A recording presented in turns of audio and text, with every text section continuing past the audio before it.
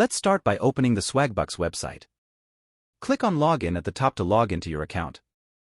After that, enter your email and password to log in.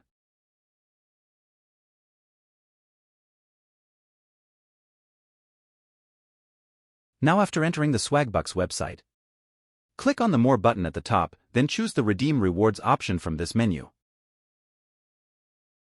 Here in this section you will find multiple ways to receive your money from the site. You can get your money by exchanging points for gift cards from Amazon, or you can receive money through a Payoneer or PayPal account. If you want to receive money in a bank account from Swagbucks, we will use for example PayPal here in this video. Click on the PayPal option. After that, choose the available balance to withdraw to PayPal.